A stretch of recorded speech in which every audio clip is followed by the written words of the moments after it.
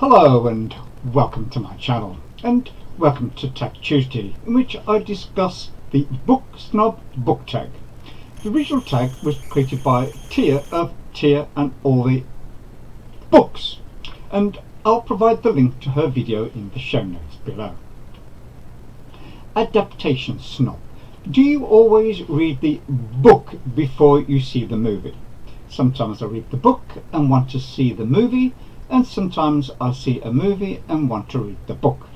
I am a sucker for a rom-com movie, so a while back I watched The Longest Day. I had never heard of Nicholas Sparks before watching this movie, and as it was based on a book and I enjoyed the movie, I bought the book, which I also enjoyed. Britta says she detests Nicholas Sparks' anti-gay politics, but as I know absolutely nothing about Nicholas Sparks, it did not influence my experience of the film or the book. Format snob. You can only choose one format in which to read books for the rest of your life. Which one do you choose? Physical books, e-books or audiobooks? When I used to go to the gym, I listened to audiobooks while working out. I have created e-books of my own novels, and I've downloaded lots of e-books. What tends to happen is that I read a chapter or two and then forget all about them. With physical books, they are right there in front of me. If I've started reading a physical book, I am not likely to forget all about it. I want to carry on reading it. And of course, books do furnish a room. You can't display your ebooks or audiobooks in the same way, can you? Don't contradict me, you just can't. Ship snob. Would you date or marry a non-reader? I was 20. She was sexy and charismatic, and I was madly in love with her.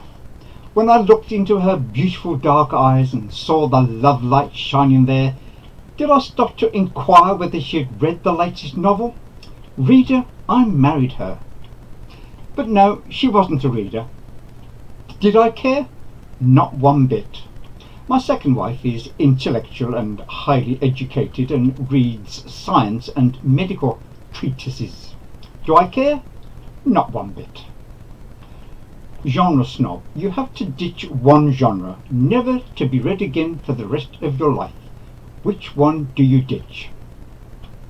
I suppose I could live without science fiction. A friend of mine had over 1,000 science fiction paperbacks, but I've never really been attracted to the genre except for a few obvious and famous examples. The Star Trek short stories being one of my favourites, and this month I am participating in the read-along of Dune. Uber genre snob. You can only choose to read from one genre for the rest of your life. Which genre do you choose? I would have to say historical fiction, as long as it includes 19th century classics and every other genre combined. Community snob. Which genre do you think receives the most snobbery from the bookish community? Any genre which they do not like. Sean the Book Maniac doesn't like any type of genre fiction, preferring literary fiction. What a snob! Snobbery recipient. Have you ever been snubbed for something that you've been reading or for reading in general? My first wife complained that I loved my books more than her. My current wife complains that I love my books more than her. How could they think such a thing? Because maybe there's an element of truth in it, perhaps? Surely not. So that's all, folks, but I'll be back soon with another BookTube video.